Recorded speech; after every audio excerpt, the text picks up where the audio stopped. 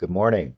Abstinence. Experience strength and hope with members of Overeaters Anonymous.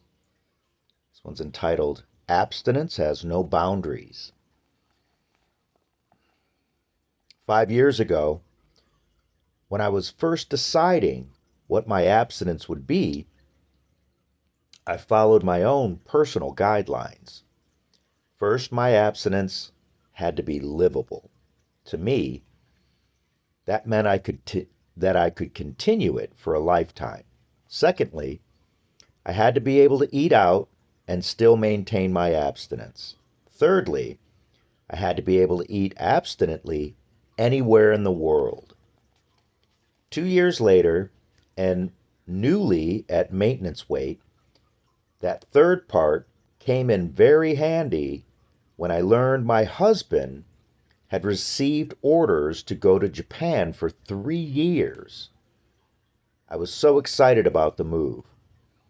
I worried about many things, but oddly enough, abstinence wasn't one of them. I trusted God wherever I was. Our first 6 weeks in Japan were spent in a hotel until we could find a house.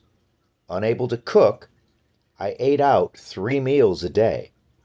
With abstinence as my first priority, it was an adventure. At the very least, it was an immediate incentive to learn a little Japanese so I could order or buy food I needed. When we moved into our new house, I began making 2-hour trip into Tokyo for OA meetings. By telephone, I began to build the support system that was to sustain me for the next 3 years. I got 2 OA pen pals through OA's pen pal program. Writing to those OAs became my between meeting opportunities to strengthen my program. When traveling, most people have a tendency to want to taste new and exotic foods. I knew that wasn't for me, so I decided I'd find my joy in the people, the country, and the culture. I didn't want my experience spoiled by a return to my illness.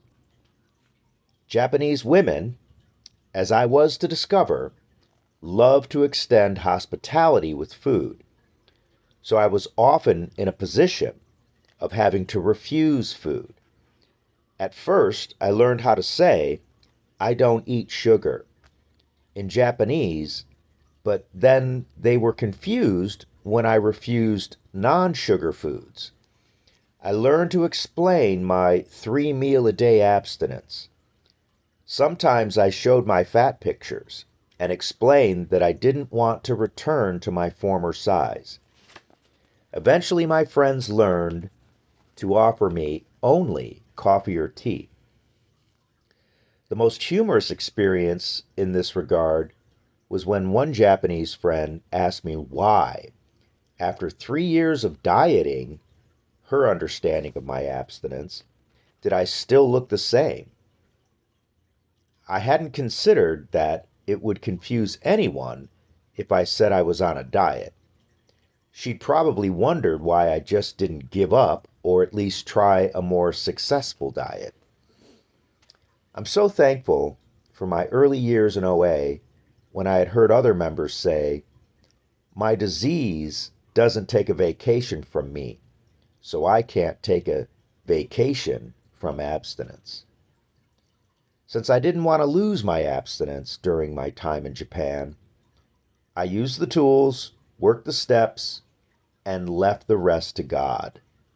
Fortunately, I was never afraid to ask my hostesses for help in meeting my abstinence needs. I didn't have to be ashamed of my disease.